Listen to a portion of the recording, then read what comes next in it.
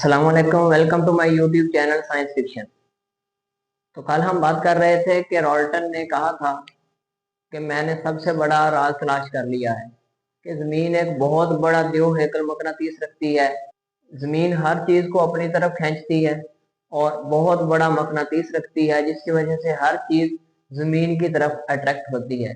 कुछ क्वेश्चन भी पैदा हुए थे कि कंपास की सुई जो है वो अमूमन शिमाल की तरफ ही आकर क्यों रुकती है, और चीजों के गर्दिश करने थे। कल हमने देखा था वीडियो में कि जमीन के अंदर बहुत सारा, जमीन के नीचे तह के अंदर बहुत सारा आयरन, बहुत सारा निकल, बहुत सारी चीजें गर्दिश कर रही हैं, तो उनकी वजह से मैग्नेटिज्म पैदा होता है। तो जब मैग्नेटिज्म पैदा होता है तो हर चीज को अपनी तरफ खींचती है। तो रोटेशन से किस तरह से मकनातीस पैदा हो सकता है, इस के एतबार से जब हम देखते हैं तो उस वक्त ये क्वेश्चन एक मंतकी लगता था, क्योंकि उस वक्त किसी के पास भी इसका जवाब मौजूद नहीं था।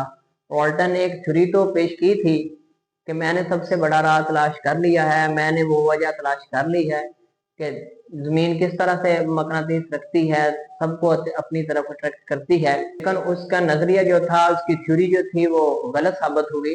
साइंस में अमूमन इसी तरह ही होता है कि मुख्तलिफ थ्योरीज जन्म लेती हैं, वो रिजेक्ट होती हैं, फिर उसके बाद और थ्योरीज आती हैं, उनको सही माना जाता है। तो इस तरह से बहुत सारी दरियाफ्तें होती हैं। तो आज हम कल वाले का ही दूसरा पार्ट देखेंगे। कल वाली वीडियो का दूसरा पार्ट है बोर्ड प्रेजेंटेशन की सूरत में, और एग्जाम के हवाले से भी देखेंगे, इसमें से क्वेश्चन देखेंगे और साइंटिफिकली इसको देखेंगे कि किस तरह से अर्थ रोटेट करती है और मैग्नेटिज्म पैदा होता है। तो टॉपिक होगा can earth rotation create magnetism, कि जमीन के हरकत करने से क्या मकनातीस पैदा होता है। तो इसके लिए हमें पहले थ्योरी समझनी होगी, ऑर्स्टेड डिस्कवरी। 1820 में एक साइंसदान था हेनरी ऑर्स्टेड, तो उसने अपनी एक थ्योरी पेश की थी। इस थ्योरी के मुताबिक उसने जब एक कंपास को लॉन्ग वायर के करीब रखा, तो जब उस कंपास में से करंट फ्लो होने लगा तो उसकी जो नॉब थी, उसकी जो सुई थी, वो गर्दिश करना शुरू कर दी उसने। और जब वो करंट को हटाता था तो नॉब, सुई इसकी वापस उसी अपनी ओरिजिनल पोजीशन पर आ जाती थी। तो इसके थ्योरी के मुताबिक place compass near current carrying the wire, तो उसने एक वायर के करीब एक कंपास को रखा। When current passes through it, compass needle deflected from north south direction, तो जब इसमें से करंट गुजरता था तो उसकी नॉब जो थी, उसकी सुई जो थी, वो डिफ्लेक्ट होती थी। लेकिन अगर वो करंट को हटाता था तो back to the original position पर आ जाती थी उसकी सुई।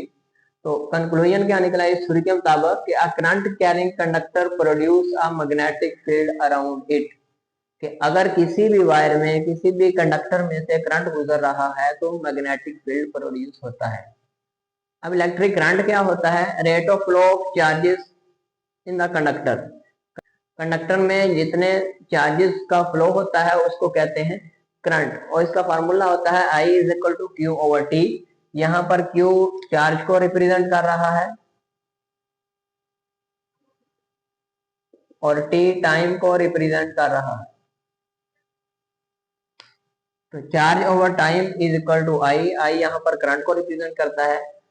तो इसका यूनिट बनेंगे unit of the electric current, unit of the charge is the column. Charge का यूनिट कॉलम होता है, टाइम का यूनिट सेकंड होता है। तो इसके यूनिट बनेंगे, ड्राइव्ड यूनिट जो होंगे वो कॉलम पर सेकंड होंगे, लेकिन इसके एसआई यूनिट जो होंगे वो एम्पेयर होते हैं। अब उसके बाद मैग्नेटिक फील्ड क्या होता है इसको देखते हैं। A region around a magnet of a current carrying conductor represented by B। तो एक वायर है, उसके अराउंड जो चार्ज पैदा होता है, जो एरिया पैदा होता है, इसको कहते हैं मैग्नेटिक फील्ड। इसको बी के साथ शो किया जाता है, रिप्रेजेंट किया जाता है। इसका यूनिट टेस्ला होता है, इसको टी के साथ रिप्रेजेंट करते हैं।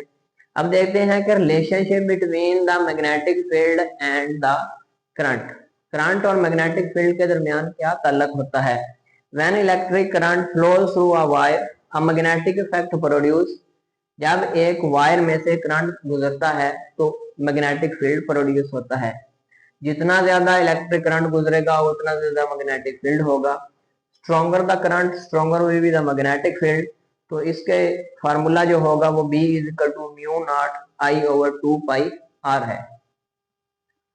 अब इसमें से म्यू नॉट क्या है, रिलेटिव परमी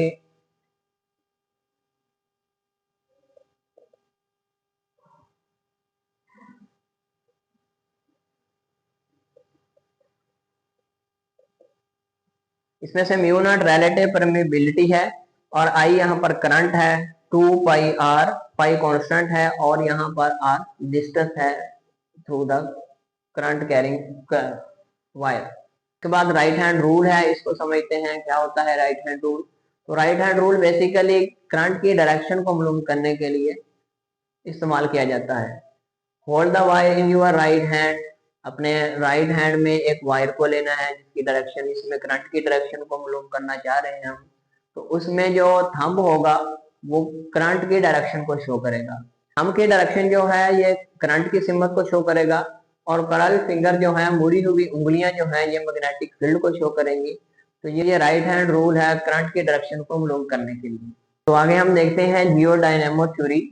ये थ्योरी क्या होती है, हम जानते हैं कि जमीन के अंदर मुख्तलिफ धातें मौजूद हैं, आयरन मौजूद है, निकल मौजूद है, कॉपर मौजूद है। तो जब ये सारी धातें मोल्टन आयरन की फॉर्म में बनती हैं और सारी की सारी धातें जो हैं ये सर्कुलेट करती हैं, बहुत ज्यादा टेम्परेचर हो जाता है, बहुत ज्यादा टेम्परेचर की वजह से जब ये सर्कुलेट करती हैं तो सर्कुलेशन की वजह से, हमने पीछे भी पढ़ा है कि सर्कुलेशन की वजह से इलेक्ट्रिक करंट पैदा होता है। तो जितना ज्यादा इलेक्ट्रिक करंट पैदा होगा उतना ज्यादा मैग्नेटिक फील्ड होगा। तो बहुत ज्यादा इलेक्ट्रिक करंट जब होता है तो मैग्नेटिक फील्ड प्रोड्यूस होता है, तो इसको बोलते हैं geodynamo theory. Heat causes the molten iron in outer core to circulate। Outer core, जमीन के आउटर कोर के अंदर मोल्टन आयरन मौजूद है, ये सर्कुलेट करता है। Earth rotation organise this flows, moving conductive liquid generate electric current. जब ये सारा मोल्टन आयरन जो है वो सर्कुलेट करता रहता है तो इलेक्ट्रिक करंट प्रोड्यूस होता है। तो these current produce earth magnetic field. तो यही जो इलेक्ट्रिक करंट पैदा हुआ है ये मैग्नेटिक फील्ड को प्रोड्यूस करने का बायस बनता है। जियोडायनेमो थ्योरी के बाद हम देखते हैं कि लोरेंटस फोर्स क्या किरदार अदा करती है मैग्नेटिक फील्ड की प्रोडक्शन में। तो लोरेंटस फोर्स क्या होती है, एक फोर्स है जब कोई भी पार्टिकल किसी भी इलेक्ट्रिक फील्ड में से मैग्नेटिक फील्ड में से गुजरता है तो एक फोर्स अप्लाई होती है इस पर, जिसको बोलते हैं लोरेंटस force. A force experienced by charged particle when it move through the electric or the magnetic field। तो जब एक कोई भी पार्टिकल जो है वो मैग्नेटिक फील्ड से या इलेक्ट्रिकल फील्ड से गुजरे तो इसमें एक फोर्स एक्सपीरियंस होती है, इसको हम बोलते हैं लोरेंटस फोर्स। इसका फार्मूला होता है F is equal to Q into E plus V cross B। तो ये सारे के सारे ही वेक्टर की फॉर्म में है। तो if only a magnetic field is present, force F is equal to q v b sine of theta.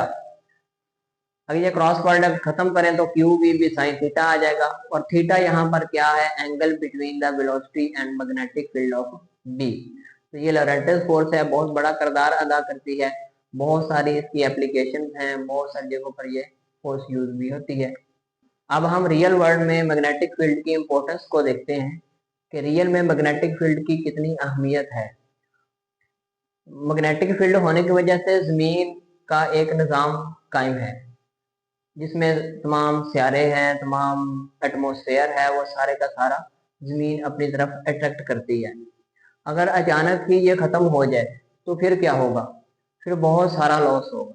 मिसाल के तौर पर कंपास फेल हो जाएगा।